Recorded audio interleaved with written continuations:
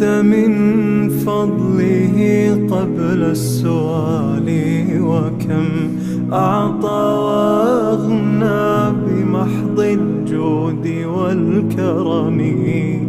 الله يعلم ما نشكو من الألم.